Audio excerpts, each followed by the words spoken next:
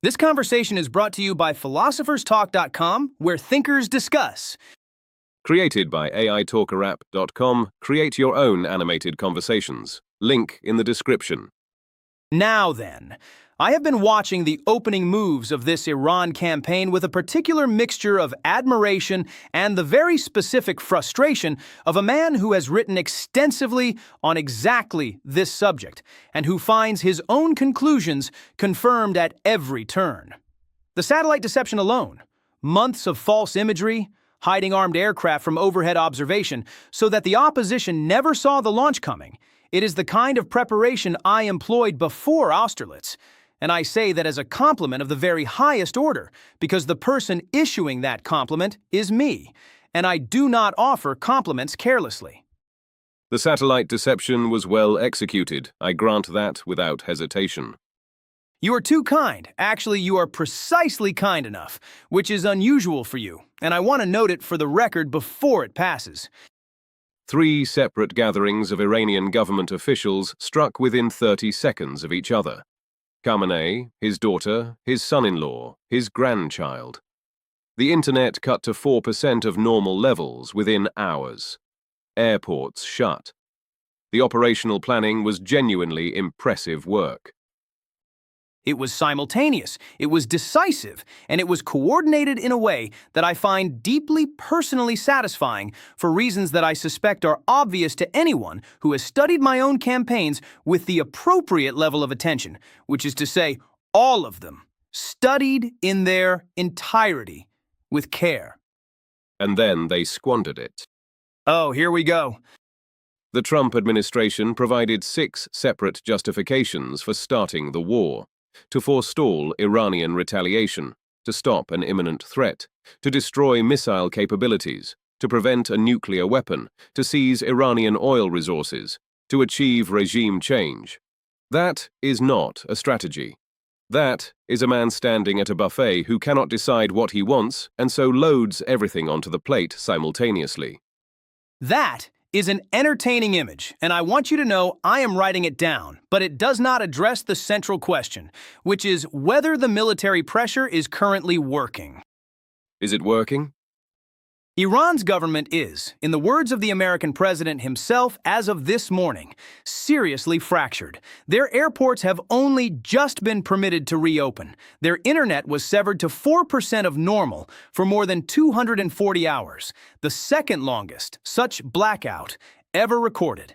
The IAEA cannot verify whether enrichment has been suspended because Iran has denied inspectors access to the bombed sites. Security forces were photographed shooting at citizens celebrating in the streets after Khamenei's death. The IRGC captured 2 vessels in the Strait of Hormuz just this morning, while a ceasefire is technically in effect. I would very much like to see what Iran considers an active conflict, because the current arrangement is already quite lively. A fractured government cannot sign a durable agreement. A fractured government cannot resist one either. And there it is. You want capitulation, not a settlement. Capitulation.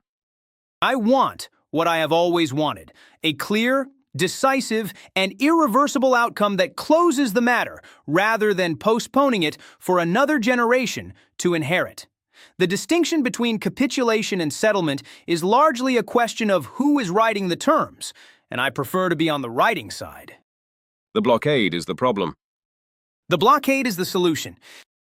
You cannot declare a ceasefire and simultaneously maintain a naval blockade of your opponent's ports and present this as a good faith pause in hostilities. Iran's foreign minister called it an act of war. He is not wrong. You are telling a man that you have paused the fighting while you keep one hand around his throat and call it a hug. I am telling a man that the fighting has paused while I maintain sufficient pressure to prevent him from reconstituting his military capacity during the interval, which is a strategically sound position and not at all the same thing as a hug. There is not a distinction that Iran recognizes, and since Iran is the party we are attempting to bring to the negotiating table, their recognition of the distinction is rather material. Iran did not come to the table in Islamabad at all, so the distinction, as you say, became academic the moment their delegation declined to appear. Iran did not come to Islamabad because the preconditions made attendance impossible. You do not invite a man to negotiate at gunpoint and then express genuine surprise when he declines to pull up a chair. I have asked men to do all manner of things at gunpoint throughout my career. I find it concentrates their attention in ways that polite correspondence simply cannot replicate. You lost, eventually. That is a very reductive reading of a very complex career. It is the concluding chapter. I want to steelman your argument now, because I believe in the intellectual honesty of engaging with the strongest possible version of a position before explaining precisely why that position is wrong. Here is the best version of what you are arguing. The Trump administration entered this war without a defined political end state, and no volume of tactical excellence in the opening strikes can substitute for strategic clarity about what victory is actually supposed to look like. The ceasefire extension is not weakness, but recognition that a fractured Iranian government cannot deliver a coherent counterpart for any agreement worth having, and that a deal signed by a government that cannot enforce it is worse than no deal at all. The Islamabad collapse was not a failure of Iranian will, but a failure of American framework, because you cannot blockade a nation's ports and simultaneously call the resulting stalemate a ceasefire in good faith. The IRGC still operates, still captures vessels, still maintains weapons, and still has enriched uranium in an underground facility that was not struck, which means the military campaign achieved impressive tactical results without resolving the underlying strategic problem it was intended to address. That is the strongest version of your argument. I have presented it fully and accurately, specifically so that I can now explain with appropriate precision why every component of it arrives at the wrong conclusion. The presentation was accurate. I will return the favor, with the caveat that steelmanning a position that amounts to more pressure applied indefinitely with no defined terminus requires rather more creative labor than I am typically willing to invest. The position is somewhat more nuanced than that summary suggests. Marginally, here is the strongest version. Iran's government is genuinely fractured in ways that create a strategic window that will not remain open. Security forces shot at celebrants in the streets. The supreme leader and 3 generations of his family were killed in the opening minutes. No credible successor authority has emerged. The naval blockade is not a ceasefire violation in the spirit of the thing, because Iran itself has continued firing on vessels in the strait and capturing ships during the same pause, which means neither side has genuinely stood down, and pretending otherwise serves no one. The time to press is now, at maximum Iranian vulnerability, before their government reconstitutes itself or their IRGC rearms through proxy channels. Walking away from the blockade before the nuclear question is resolved hands back everything that was won at very considerable cost. And the nuclear question must be resolved, because Iran has enriched uranium in an underground facility that survived the strikes and that inspectors cannot access. That is the best version of your argument. I present it accurately in order to explain where it fails. Please proceed. It fails at the same point all pressure without framework strategies fail, and they all fail at the same point. You can press Iran until its government formally surrenders. What you receive is a signature on a document. What you do not receive is compliance, enforcement, regional stability, or any mechanism for verifying whether the nuclear stockpile has been surrendered or simply relocated. Lebanon is still at war. The death toll there has exceeded 2,400. The IRGC captured 2 vessels this morning, while a ceasefire was technically in effect. Iranian proxies struck Kurdish targets in Iraq. You are describing a situation in which military pressure has produced genuine tactical results and genuine strategic drift simultaneously, and calling the combination a victory in progress. I am calling it an unfinished campaign, which is a materially different characterization. The difference matters enormously in practice, because an unfinished campaign requires a plan for finishing it, and I have yet to hear one that accounts for what happens the morning after Iran signs whatever document you intend to present to them. The plan is the blockade maintained until the pain becomes intolerable. The blockade produces economic pain. Economic pain produces political fracture. Political fracture eventually produces a government faction willing to negotiate on terms that actually address the nuclear question, the Strait question, and the proxy operation question, rather than a temporary memorandum of understanding that defers every difficult issue by 2 years and calls that diplomacy. And if no coherent government faction emerges from that fracture before the blockade itself becomes untenable, then we have achieved regime change through sustained economic pressure rather than a ground invasion, which is considerably cheaper in every relevant currency. And then what? You have 90 million people inside a country whose government has been destroyed, an IRGC that is still armed and still operational, and enriched uranium in an underground facility that nobody can currently inspect because the legal frameworks for doing so collapsed when the IAEA was denied access. That is not the resolution of a problem. That is the opening paragraph of a considerably worse one. Every settlement produces the opening paragraph of the next problem. The relevant question is whether the next problem is more manageable than the current one. The current problem is a nuclear-capable nation whose supreme leader was assassinated in the first 30 seconds of a surprise attack. The next problem, if you press to total governmental collapse without having built any political framework to receive the wreckage, is a nuclear-capable failed state with an enriched uranium stockpile of unknown size in an underground location. I submit to you that this is worse than what we started with. I submit to you that a stable Iran with an intact nuclear program, a reconstituted IRGC, and a government that emerged from a botched ceasefire with its legitimacy partially restored is also worse than what we started with, and that your preferred approach of restrained diplomacy under humane conditions produces exactly that outcome. Then define the acceptable outcome in specific terms before resuming pressure, so that the pressure has a terminus and the other side knows what compliance looks like.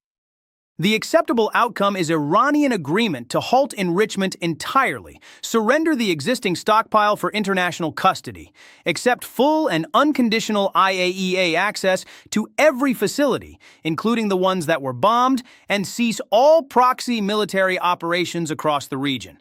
That is not a complicated list. It is 4 items. It is 4 items that Iran has already said it will not discuss while a naval blockade remains in place, which means the blockade guarantees you cannot reach the very agreement you just described. The instrument of pressure is blocking the path to the outcome the pressure is meant to produce. This is not a minor logical difficulty. The solution is to maintain the blockade until Iran decides that the cost of refusing to discuss those 4 items exceeds the cost of sitting down and discussing them. And if they decide the cost of sitting down is permanent national humiliation and choose to endure the blockade instead, while slowly reconstituting government authority and waiting for American domestic patience to expire, then we make clear that the blockade does not expire with American patience. You are describing an indefinite naval blockade of a nation of 90 million people with no defined endpoint and calling it a strategy. I am describing sustained pressure applied until the pressure achieves its purpose. That is the definition of a siege, and I am very good at sieges. You lost at Acre. Acre was a temporary logistical setback. You could not take the city. I chose not to continue at that particular moment. That is not what chose means. The blockade is working. The IRGC captured 2 vessels this morning. How is that working? That is Iran escalating because the pressure is biting. Escalation is evidence that the strategy is effective. Escalation is evidence that the strategy is escalating. Those are not the same. Without a defined political end state, your restraint produces nothing but a rearmed Iran in 3 years. Without a defined political end state, your blockade produces nothing but a collapsed Iran with unsupervised uranium. The uranium is already unsupervised. Because you started a war without a plan for the uranium. I did not start this war! You are enthusiastically endorsing every decision that has been made in it. There is a distinction between endorsing and advising. You lost at Waterloo. That is not relevant to this discussion. It is deeply relevant. Your entire argument is that sustained pressure wins, and then you sustained the pressure at Waterloo, and it did not win. I was fighting 6 armies simultaneously on 2 weeks of sleep. Iran is fighting 2 armies, and they are still capturing ships. That is a very different scale of problem. The principle is identical.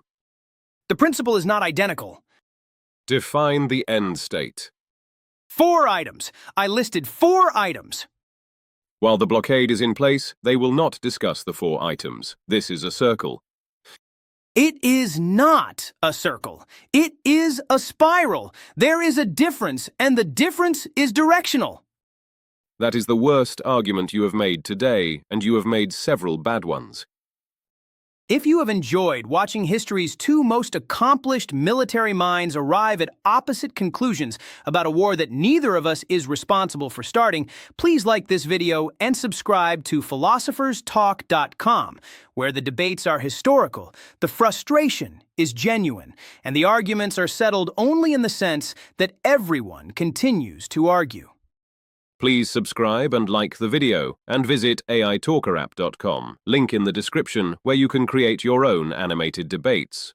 You should do this immediately, before Napoleon explains to you at considerable length that Waterloo was a strategic withdrawal executed under impossible conditions, and not, in any sense that matters, a defeat, because that particular speech runs to approximately 45 minutes, and you will want something productive to do with your time beforehand.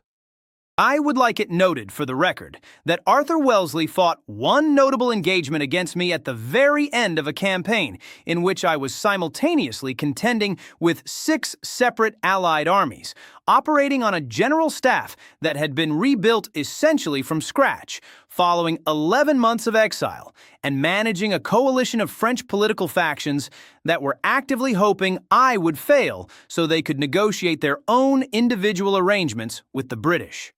He won that engagement. He has been describing it as the defining achievement of Western civilization for 200 years. I find this, in its way, rather touching, in the manner that one finds touching the enthusiasm of a man who scored once in a very long career and has not yet found a graceful way to change the subject. I won.